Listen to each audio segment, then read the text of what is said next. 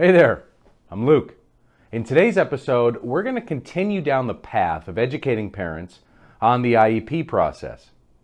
Specifically, parental rights in the IEP process. The shocking reality of our school system is that it's broken, antiquated, under-resourced, and filled with red tape. Incredible teachers are leaving in droves, and it's only getting worse.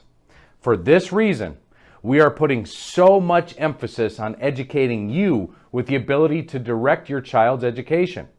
Laws exist to ensure your child receives the education they need to prosper. The only problem is, it takes a trained professional to decipher the cryptic language used in the creation of these laws. So my incredible team of experts did the deciphering for you. Here's what we will cover today.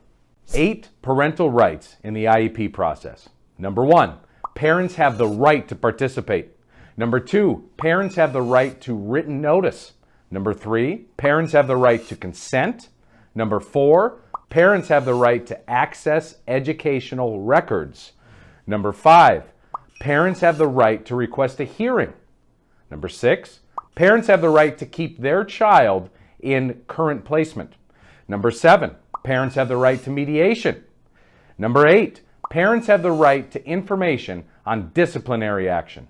Now, onto the task of explaining these rights in a way a non-expert can understand. Let's get started with today's episode of Special Education Decoded.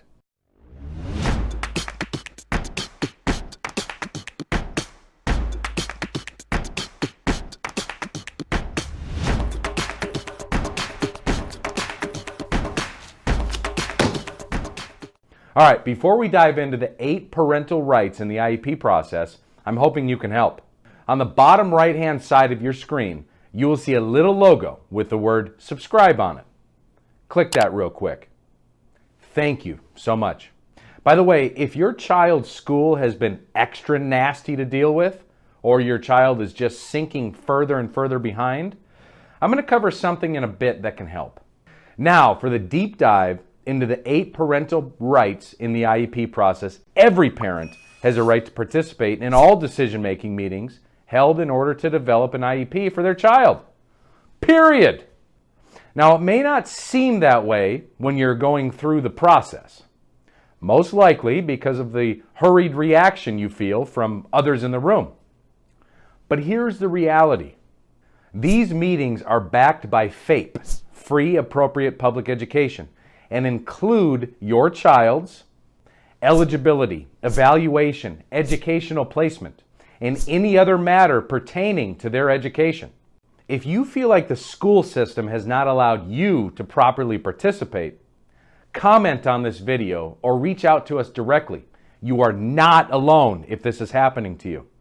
Parental right number 2 is the right to written notice. Parents have the right to receive prior written notice for any changes in identification, evaluation, and educational placements initiated by the school district.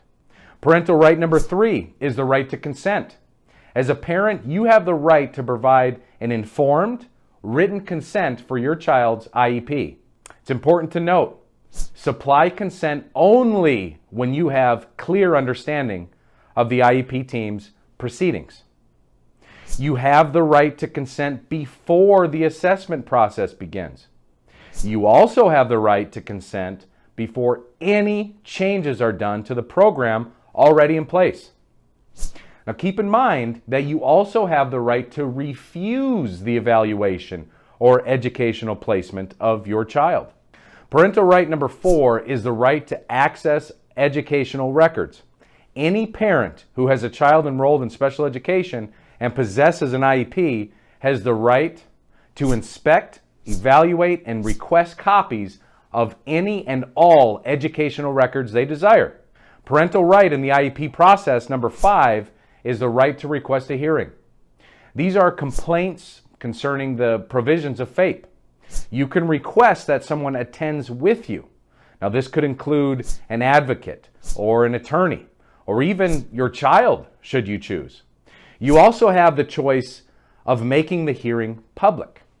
Parental right number 6 is a right to keep your child in their current placement. If you disagree with any proposals presented by the school, your child should remain in their current program. Changes only take place once the disagreement is resolved. Parental right number 7 is your right to mediation. This is used if any disagreements cannot be resolved. It's recommended to always try and work with the school first, unless you've been down that road before and never seem to come to a resolution. If things cannot be worked out directly with the school, you may seek voluntary and impartial mediation to help. And finally, parental right number 8 is a right to information on disciplinary action. Children in special education have specific rules regarding suspension and expulsion. If these instances last longer than 10 days, an IEP meeting should be called. This meeting can be used to assess if your child's disability could be contributing to the misconduct, or even discuss the potential for an alternative placement. Those 8 parental rights in the IEP process simply scratch the surface of the all-encompassing, super confusing, and very often miswritten document that is the lifeblood of special education services. Earlier I mentioned a way to forever eliminate the headaches, the struggles, the frustration, and the stress of fighting with the school on your own. We've created a program that pairs up parents with a one-on-one special education expert to design a learning blueprint specific for your child. Imagine walking into your child's next IEP meeting with a document in hand that spells out exactly what they need and backed up by special education laws. Trust me, the IEP team will not see that coming. The results we've seen with this service have been truly mind-blowing. The best part? It's free to start. Take a look at the description of this video for more information. That wraps up our episode on the 8 parental rights in the IEP process. I truly hope you were able to learn exactly what you can and should expect as a parent throughout the IEP process. If you have any comments, questions, concerns, or have a suggestion on a topic you'd like to see in an upcoming video, please either leave a comment or email us directly using the email address found in the description. From all of us at specialedresource.com, thank you for watching this episode of Special Education Decoded. We'll see you in the next video.